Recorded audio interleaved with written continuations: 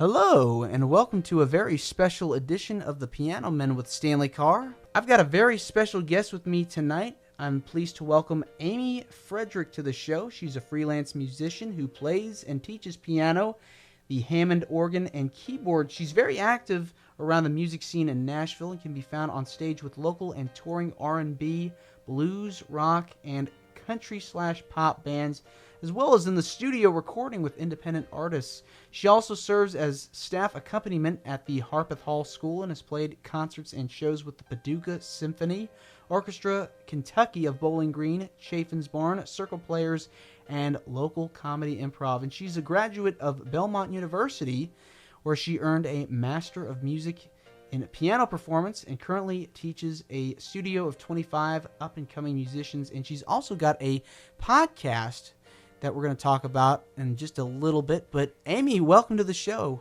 Thank you, Stanley. It's great to be here. Yeah, it's my pleasure. Hey, I just wanted to just talk to you first about, your childhood and where you grew up. You grew up in Kentucky, right? I did. I grew up in a town called Hopkinsville. It's about, like 60 or 70 miles northwest of Nashville. And, I lived there the first 17, 18 years of my life. Hopkinsville. Okay. Yeah, I've driven through there a time or two. Very small. Yeah, probably 35,000 people. Yeah. What's like is there a big music scene down there, or? I think probably in most of Kentucky, there's a big music scene. Oh yeah, for sure. It's I came up like the traditional way of like playing classical piano, and I wasn't in bands until I was in my late 20s. But I studied classical music as a kid because that was really, the best path I had. And I had 3 older siblings who also took lessons. So I don't know if I could comment too much on the music scene, but I feel, pretty sure that it's near Clarksville, it's near Fort Campbell. Mm-hmm. And there were a lot of, clubs around town. It's a wet county.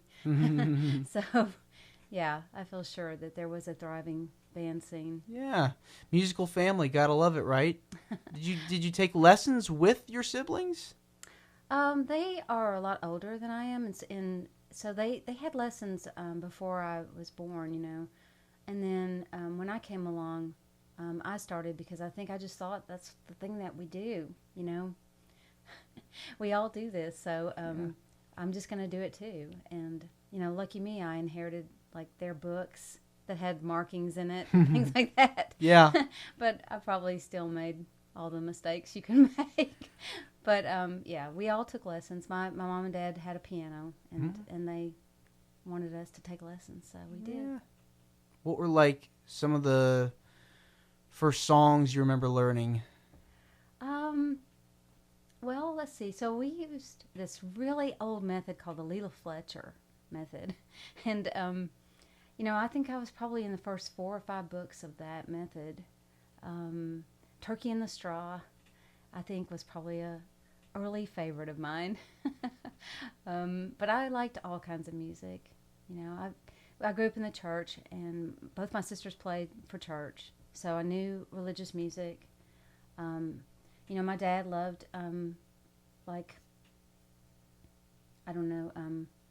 country music and instrumental music, like Herb Alpert.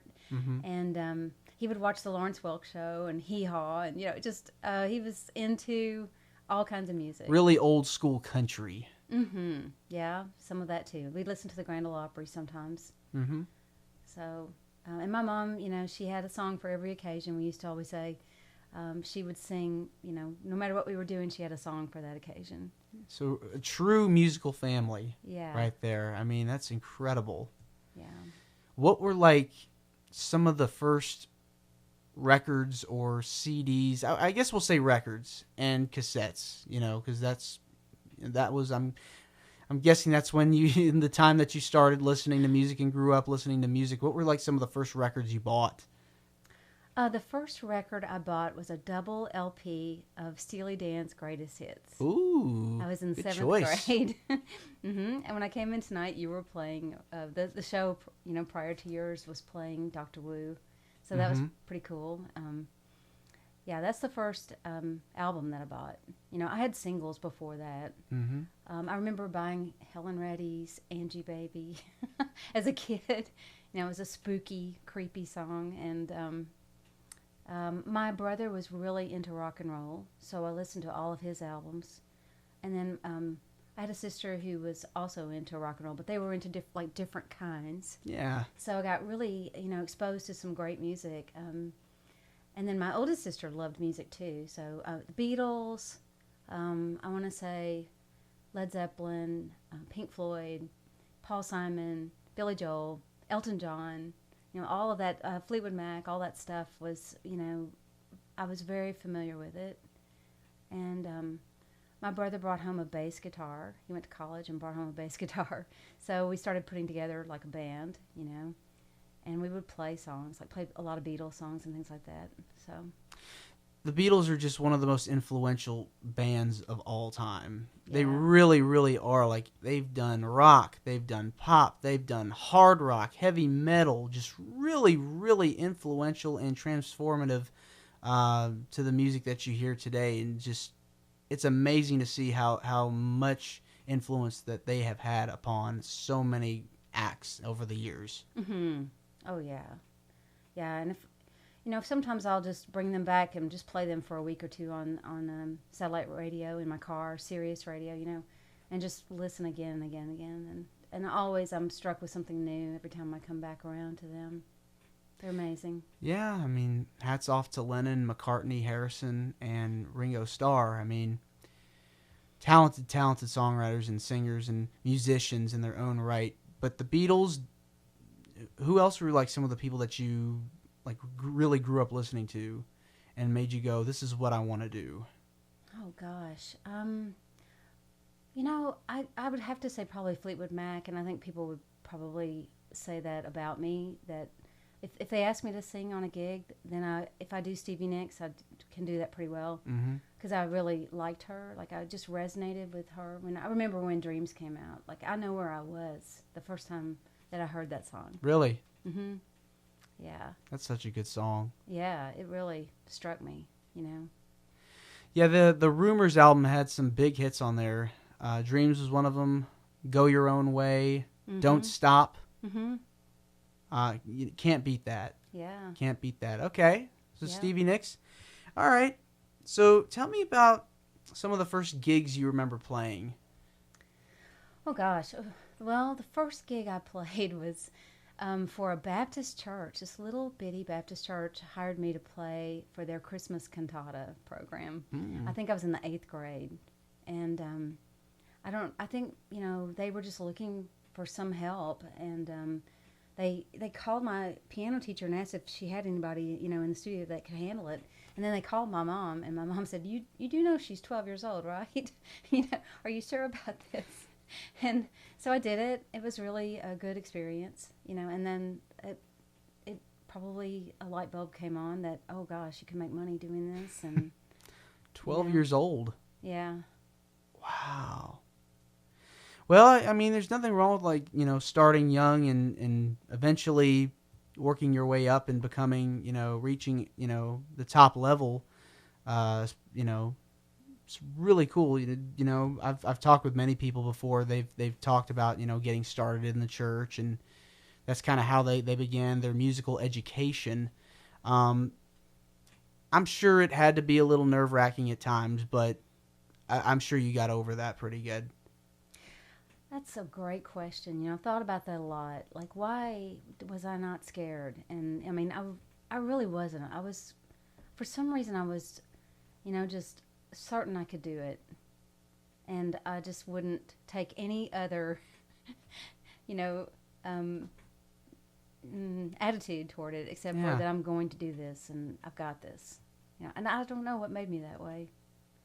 I'm sure it was, just amateur. But I just was so convinced that I got to do this. I can do it. Yeah, I got this. It's all about the confidence. Well, I'm sure I missed lots of notes. But, for some reason, I was just okay with just going ahead and plowing through it. Yeah, I mean, that's what you got to do. If you stumble on something, just leave it out and Mm-hmm. go forward. Yep.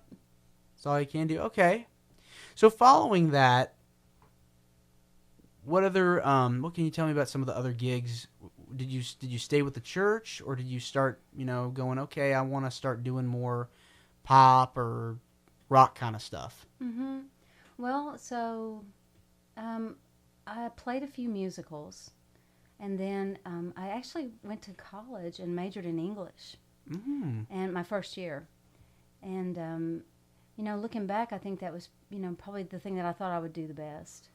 And so I was just kind of following what I thought was going to be the right path. And when I got to college, all my friends were musicians, and I was still just practicing a lot. And I got in an ensemble that, was kind of life-changing. I was actually playing flute in the wind ensemble at this university. And the guy who was directing it was just a great musician. And, he just sort of opened all of our eyes toward what really great music making can be like in a group of people. And so I decided, I'm going to just major in music. And then I transferred schools. He ended up going to another school, and I got a scholarship to go down there. So I went to the University of Alabama. So I majored in piano, which is just a really hard path. Like, you're just practicing a lot, and it's very serious stuff. It's Bach and Beethoven and Chopin and all this stuff. And so I really dove into that and worked really hard. And right before I left, I told my piano teacher, I said, I'm going to go buy a keyboard as soon as I graduate and join a rock band. And I don't know why I said that exactly, but I just knew I was going to, So I did. Maybe within 6 months of graduating, I had a keyboard and started learning how to be in the pop rock scene, But that was a really hard transition. Oh, I bet it was, yeah. Oh, my goodness, yes. I mean, you're playing so many different gigs, you kind of have to learn new styles, every time. I mean, it seems like it would be kind of a tough transition, but you were determined to make it, and you did. And the thing is, I've found it pretty fascinating how some of the great musicians would major in English, would study English, because I think music and English kind of go hand in hand with each other, especially when it comes to songwriting.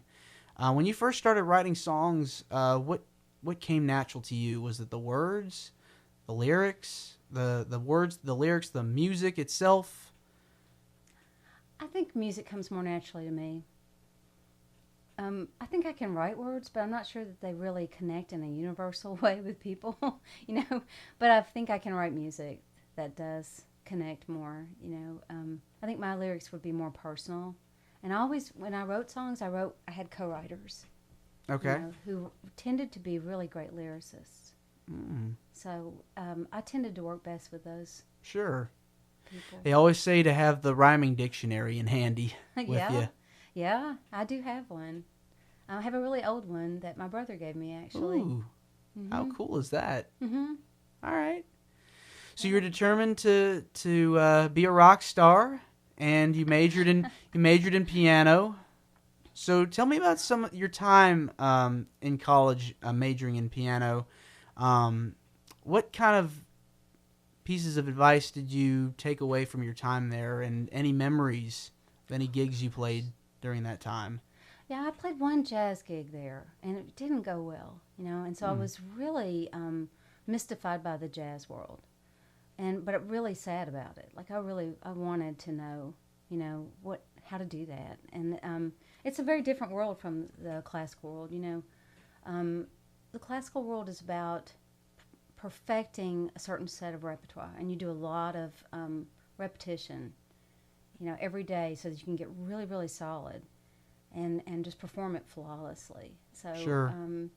I did get a lot of technique out of school. I guess one story I could tell you, I always tell my students this.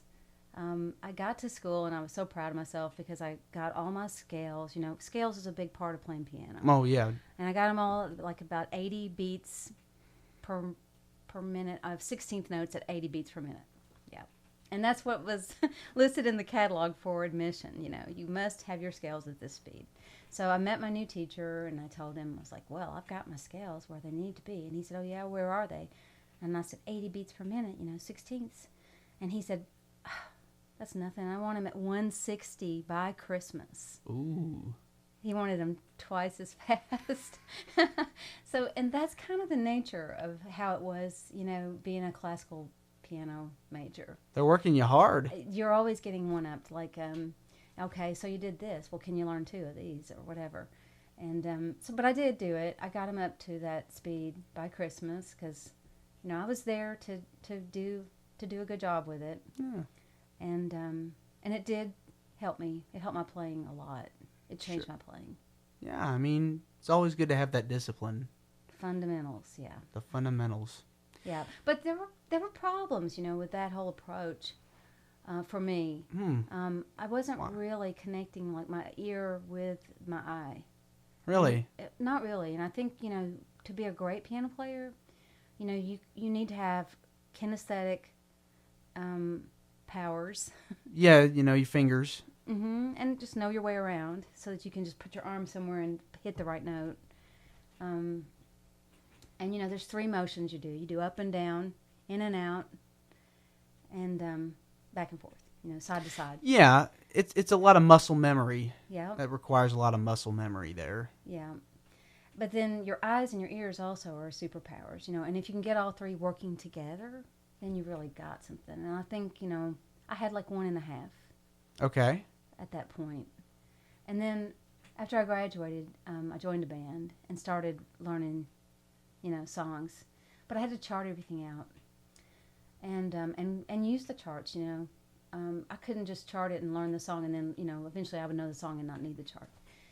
And so I got into another band situation after I moved to Nashville. And this particular situation, we did the same songs over and over and over. So, you don't need... I began to know what I was going to play before I would play it. I could hear it in my head. Sure. And then I would be able to go there and do what I wanted, Did you feel charting was easier for you than reading music? No. I mean, I had a very...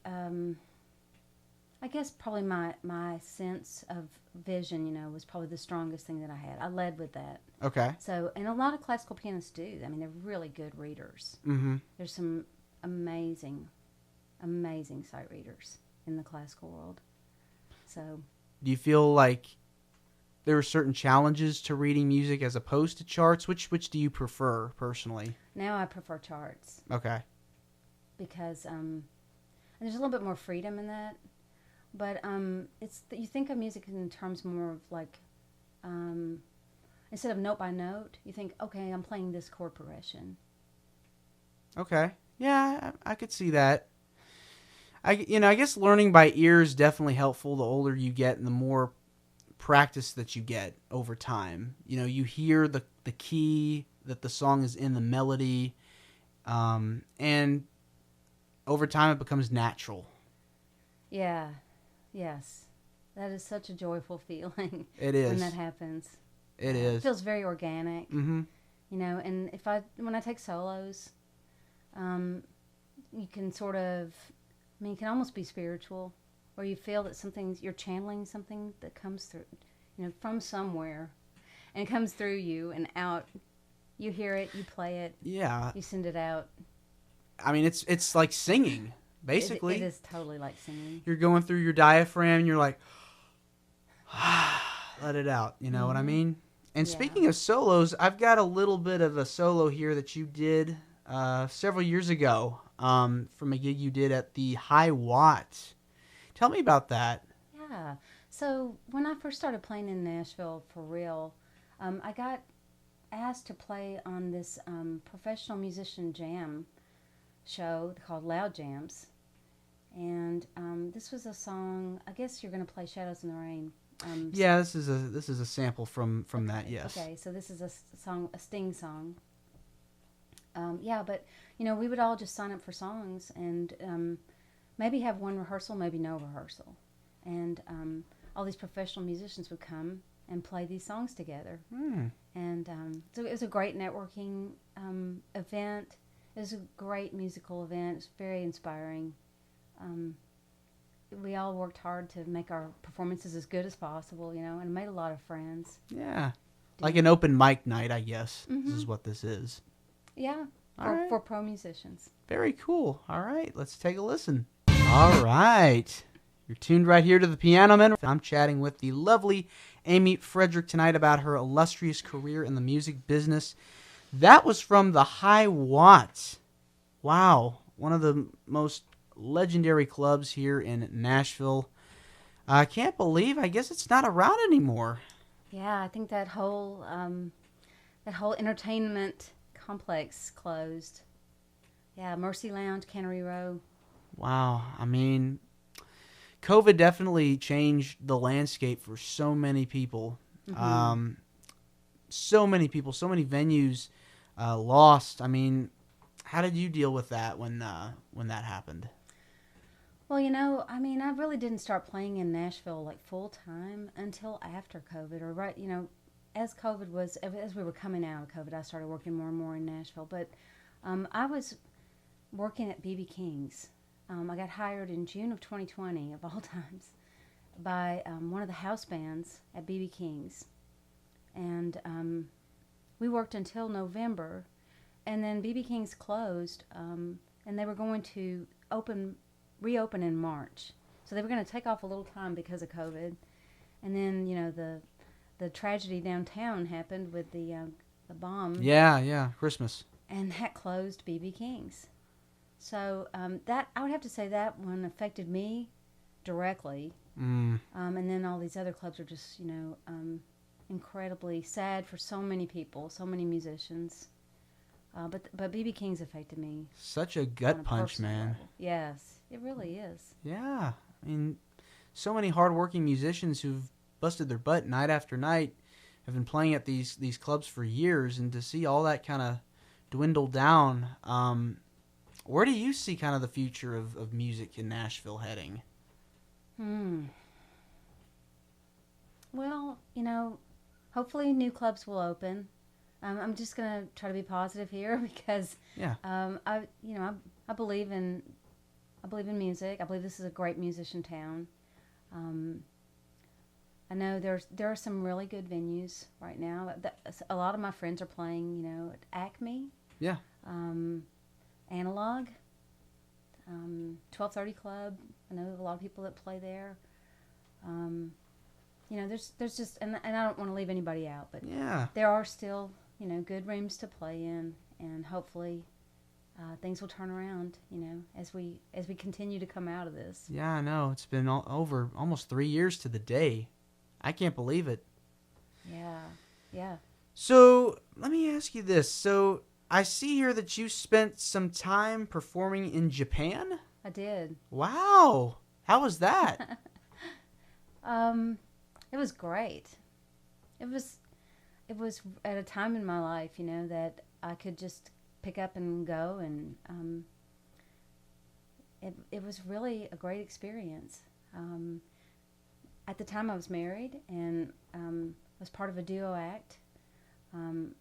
My husband played saxophone and I did keyboards, and Such a great combination. yep. And they loved country music, and they loved the Carpenters. They loved Elvis, and so there were certain types of music, and that was a long time ago. That was back in the early 90s. So I'm sure things have changed Oh, yeah. a lot. But we had recorded a CD, and we sold our CD, and we also got paid rather well. And we worked on a paddle wheel boat that ran 4 daily tours on Japan's largest lake. And it was beautiful, except for during monsoon season. Oh, yeah.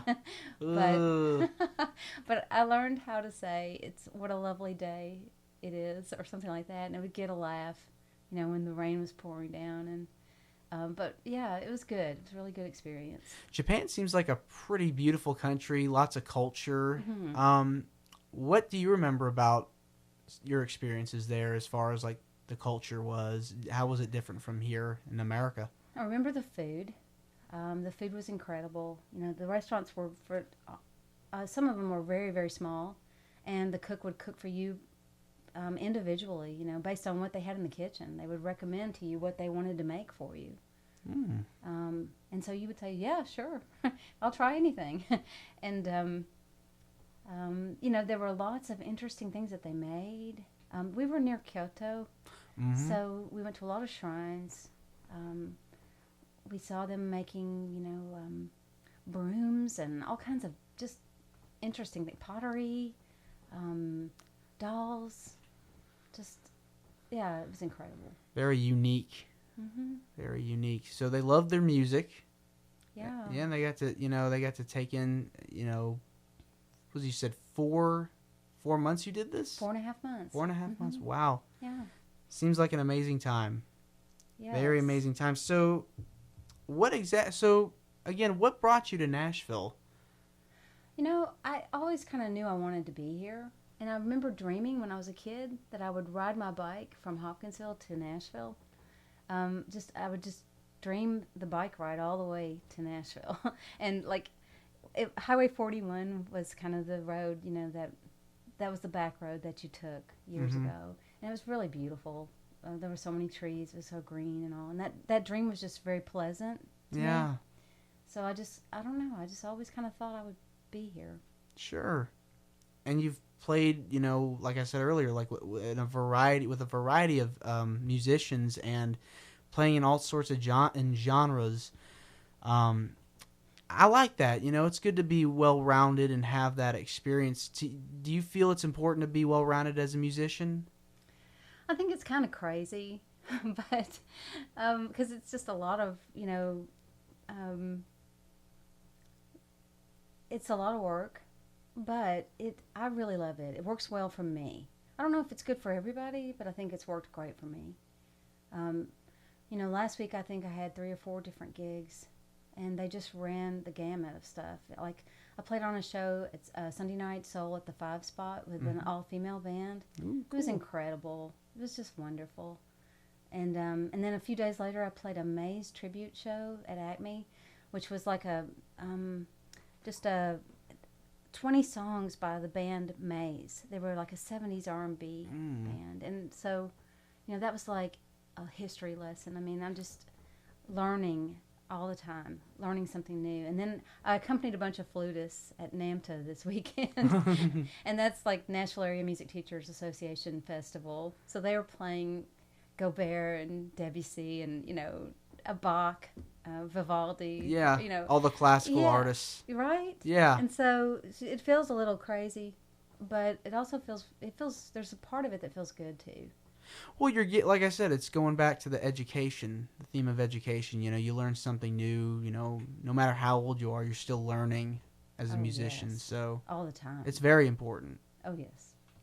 Now, speaking of music education, I know this next selection here, I have you doing a duet with one of your students. Can you tell me about this?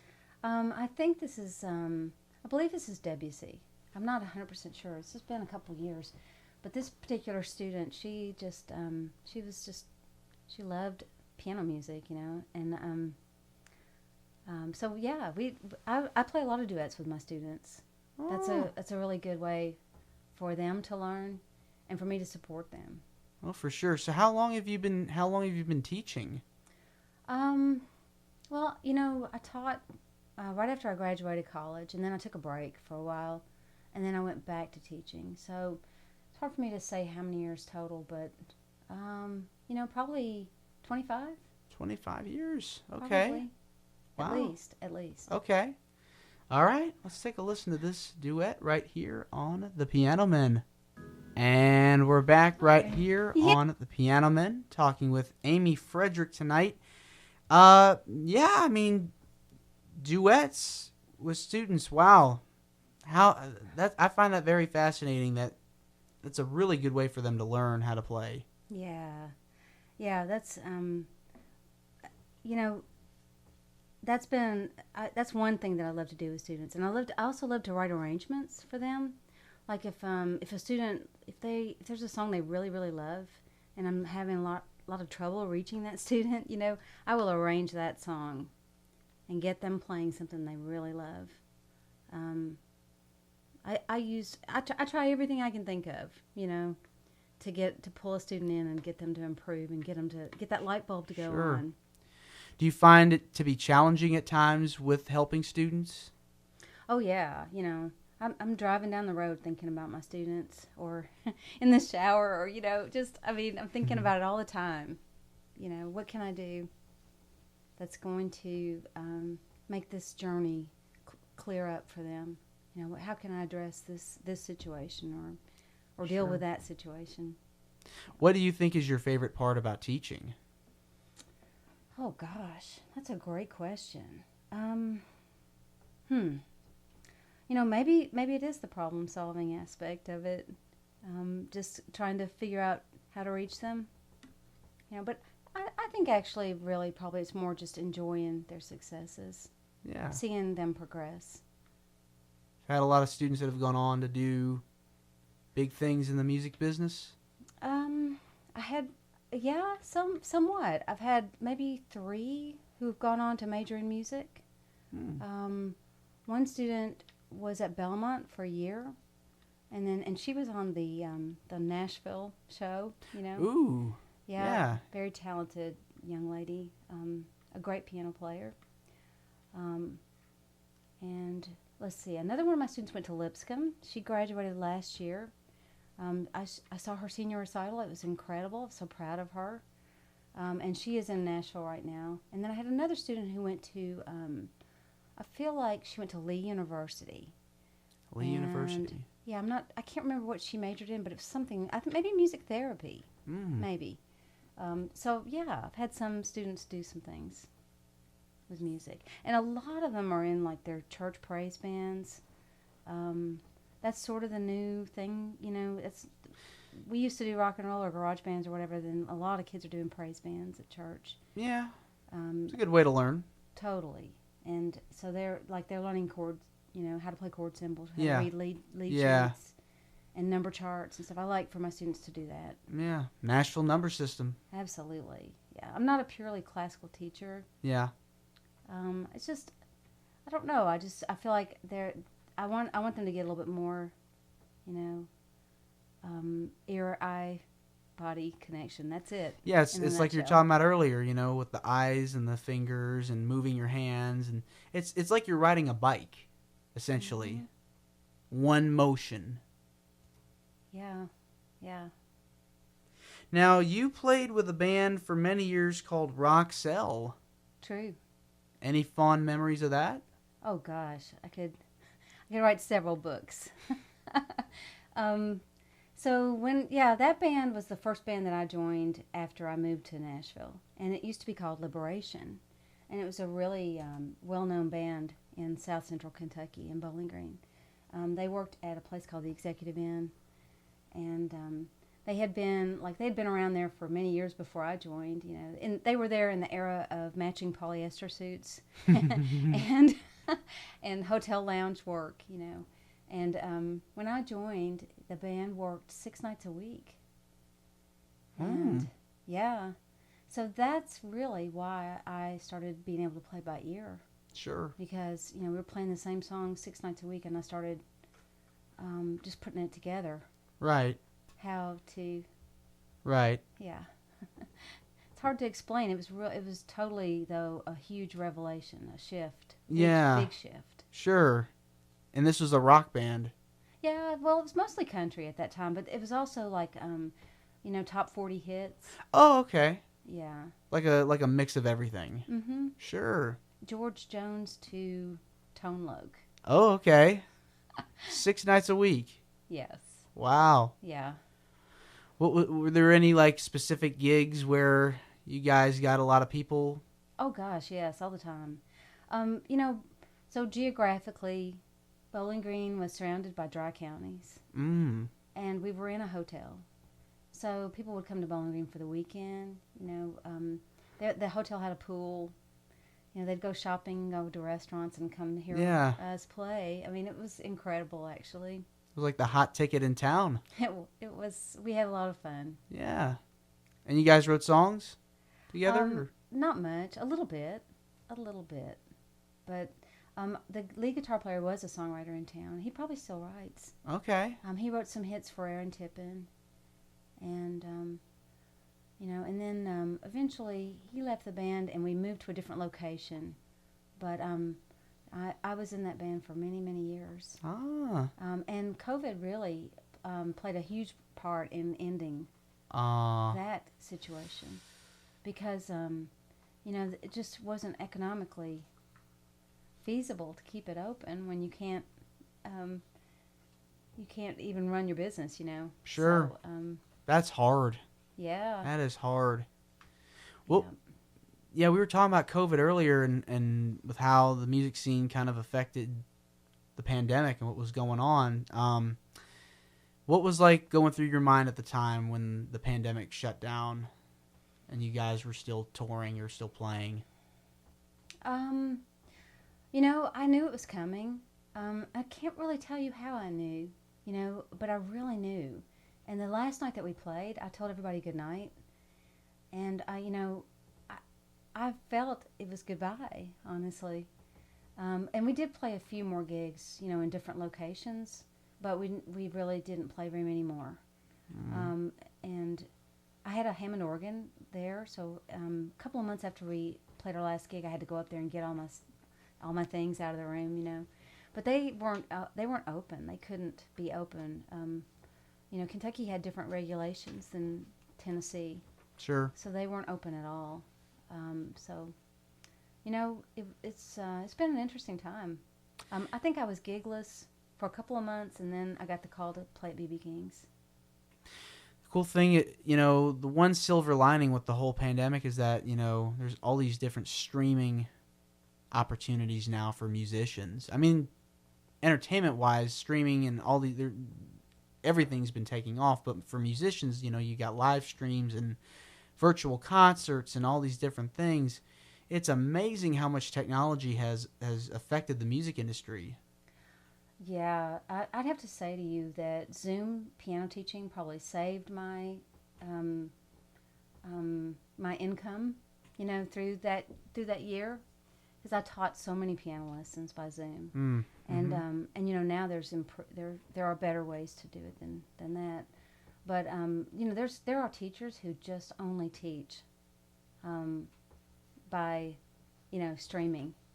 That's the only way that they teach lessons. Do you feel that's helped or hurt in any way, or? I noticed some students really improving a lot during the pandemic.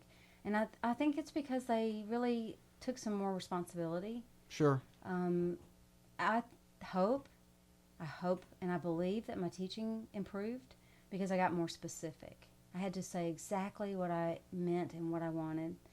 And because you don't have those, those facial expression cues, you can't reach over and turn the page of the book. Yeah. You can't point your finger at which measure you're talking about. So we had to become very good at communication. Oh, definitely. And for some kids, I think it was really, really hard. They felt really isolated. They really would like that pat on the back, and they would like that presence that's close.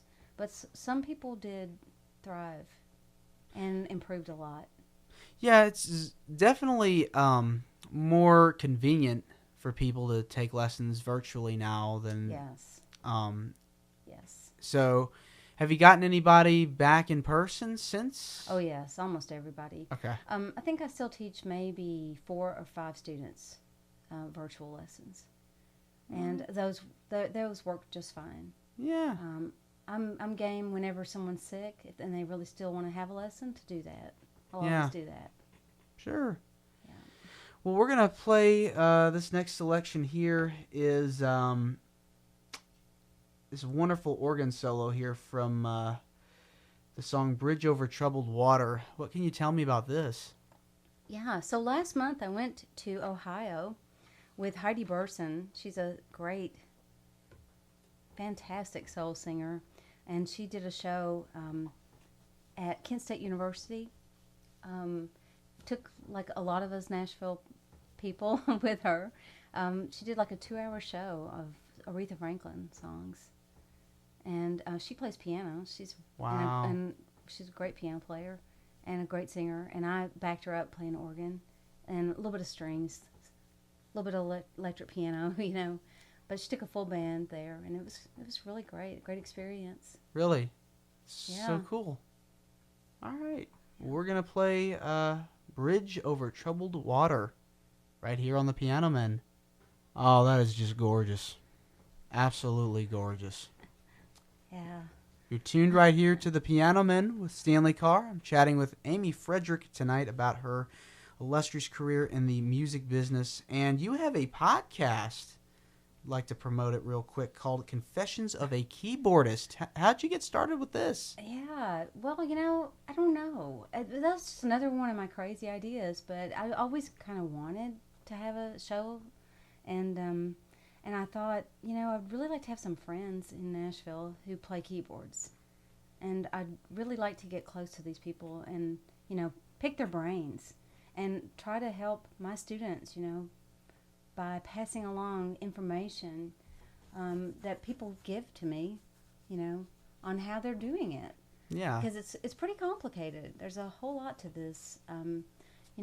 There's practicing and learning songs and all of that, Mm-hmm. and technique and and then there's like your gear, and then there's like how to travel, and then there's like how to get along with other people in a band, and then there's like booking yourself, and I mean it just goes on and on and on. Yeah. There's so much.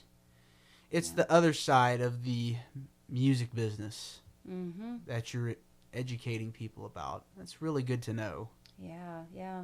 So I haven't interviewed anyone, very much since COVID.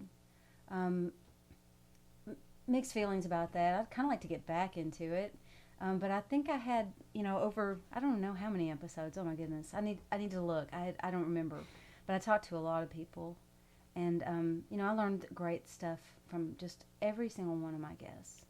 Was there one in particular that really was an eye opener for you? Oh gosh, no, every single one of them was. Every single one. Everybody's at a different stage of their career. Everybody is kind of coming from the same place of this love of music and this feeling like I have to do this. I can't do anything else. But the path, everybody has a different path Mm-hmm. that they've chosen. Like some people are really good at like piano bar, and I would never be able to do that, I don't think. But I have so much respect for the people that are good at that. Yeah. And then there's other paths like just being a sideman, learning tunes, charting songs and backing up artists. There's a lot of people who are doing that. There's people who want to play jazz. There's people who want to play country. There's people who want to play rock. There's people who just want to accompany classical soloists. There are so many incredible piano players, keyboardists in this town.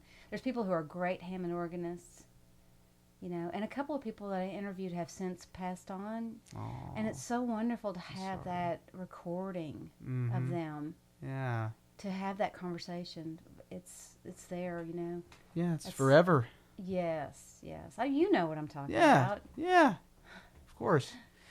So what's next for you, Amy? Seems like, you've had a prolific career in the music business. What's up next? I don't know. Last Sunday night after that gig at the 5 spot, I kind of thought, I'm done. Really? Well, I just mean that it was just that good, Yeah. that I felt so, just like everything went like it should, and just, it was satisfying, on so many levels. Do you feel that the music business has changed since you started? Oh, yes. How so? Immensely so, yeah. I think there's a lot more paths now. You were talking about the streaming opportunities. There's just Mhm. a lot more routes that you can take. I mean, and I think you should always, if I was going to give career advice, I mean, I probably should give some to myself because I don't Yeah. know what's next. But hopefully, more of the same. I love the calls I'm getting. I'm enjoying learning the songs I'm learning. Like the show with Heidi, we did a bunch of Aretha Franklin songs, Those are just great songs to learn. And just, I just hope I keep getting calls, of stuff that I enjoy playing with good people, with enough money to make a living. But I would say, if you have this inclination to do a podcast or a radio show like you do, you Mhm. should do it. Yeah. There's nothing to hold you back now. You can get your podcast out, pretty cheaply. It's a much more even playing field, I feel like, in some ways. Yeah, I hope to just keep doing what I'm doing. I feel grateful every day that I'm still able to do this. Is there any pieces of advice that you want to tell people that may want to pursue music and enter into the music business, like something you tell your students? Well, I've got a student who just recently auditioned for governor's school. Ooh, okay. And he didn't get accepted. And I think, that may have been a blessing for him in disguise, because I'm not, so sure that would be the right path, but I think he definitely has a path. And so you should follow your passion. When I was at Belmont and I was studying education, there was one particular class that the teacher said, if you love education, that's great and all, and I'm glad you're here and I'm glad you're going to be a good teacher, but don't teach a subject that you don't really love. Do not teach a subject you don't have a passion for, because you'll start to hate teaching. And you're going to need that passion to get you through the bad days. So I think that is great advice, that I would give to anybody that wants to be in music. Follow your passion. Do things you enjoy. I loved playing in the bar scene. It was free, we could improvise quite a bit. You never knew what was going to happen. It was very interesting. I loved playing with people that I was really tight with. We played well together. Hey, Amy, I just want to say, it is a pleasure to have you on tonight, and I want to thank you for coming on the Piano Men. Where can people find you on social media, or do you have a website where people can find out more about you? Yeah, my website is www.amyfrederickmusic.com. I'm on Instagram. I put up some clips of my students a lot of times on my Instagram account. And there's a podcast Instagram as well. It's Amy Frederick 3362. And the podcast Instagram is Confessions of a Keyboardist. Oh, wow. So, all right. Well, any gigs you want to promote that are coming up that people may want to go see? Let's see. Well, this weekend's kind of a different thing. I'm playing for a friend's wedding this weekend, so okay. I don't think you should crash the wedding, everyone. No. I don't think he would appreciate that. May not be a good idea. But I do play with a lot of bands in town. Janelle Means, I play with her a lot. Al Green and the Hard Times. It's not the Memphis Al Green, but he's the Bolivar, Tennessee Al Green. All right. And the Carl Stewart Band is a band that I frequently play with in town. We play Sambuca, Analog. So, yeah, just come out. Come join the live music scene in Nashville. It's great. It is great. There's so many good people. So many good people. Get to meet so many people and network and have a good time. It's very close-knit. Yes. Yeah. Well, Amy, thanks again for coming on. And you're more than welcome to come back. Thank you so much for having me. Yeah, you're welcome. Well, that's going to do it this week here on the Piano Men. I'm Stanley Carr. You can check us out on our Facebook page by going to facebook.com/The Piano Men Radio Show. I'll see you next week.